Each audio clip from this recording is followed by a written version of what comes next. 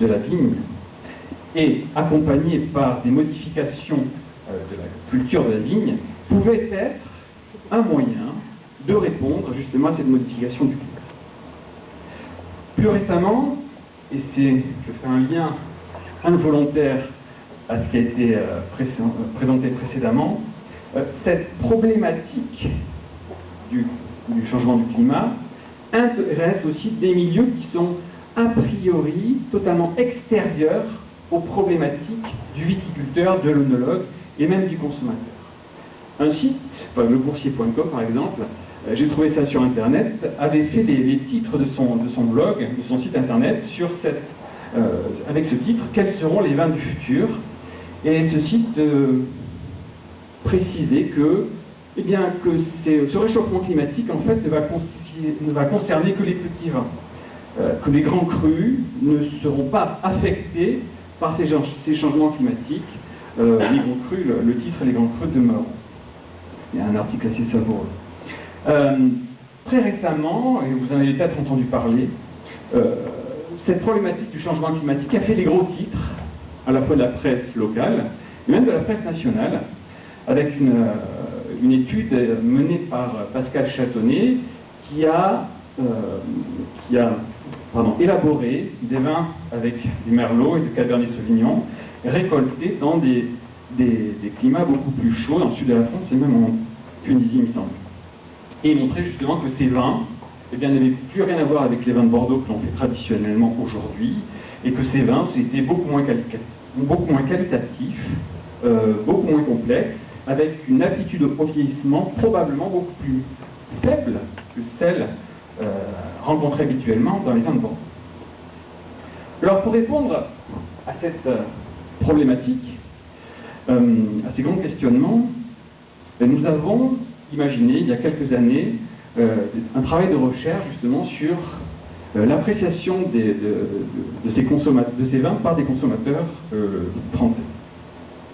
Nous venons voir que le changement climatique peut modifier les caractéristiques intrinsèques des vins.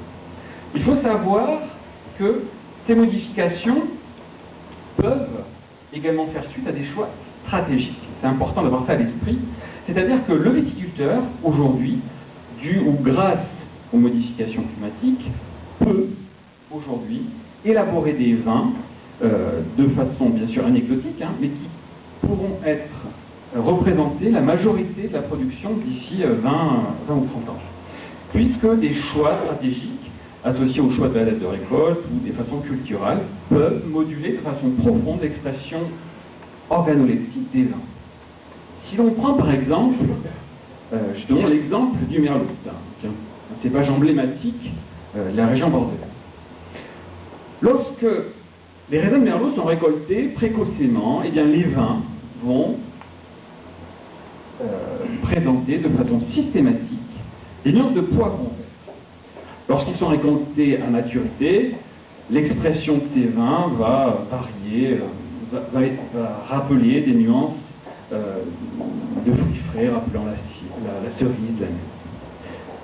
Lorsque ces raisins sont récoltés de façon tardive, comme ce fut le cas rive droite pour les millésimes 2009 et 2010, par exemple, le millésime chaud et emblématique, les nuances, les tonalités aromatiques que l'on va retrouver à la fois dans les raisins et dans les vins vont rappeler des tonalités rappelant des fruits secs, tels le pruneau ou la figue sèche. Alors, la science œnologique s'est intéressée au déterminisme moléculaire associé à chacune de ces tonalités aromatiques. On sait aujourd'hui que les nuances de poivron vert, on sait depuis pas mal d'années maintenant que les nuances de poivron vert sont associées à la présence d'IBMP, d'oxyméthoxypyrazine. On sait que certains esters et certains thiols contribuent aux tonalités fruits frais, Mais la question se posait quant à l'origine moléculaire des tonalités pruneaux, fruits, figues de ces raisins et de ces vins issus de raisins récoltés par terre. Alors, je vous parlais de réchauffement climatique tout à l'heure. Sur cette diapositive, j'ai pris la peine de vous illustrer ce que l'on entendait par modification réchauffement climatique au niveau local, au niveau de Bordeaux. Ce sont des données qui ont été collectées donc en 2012 sur la période 98-2010.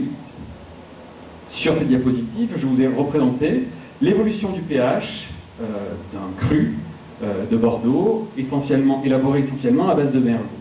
On voit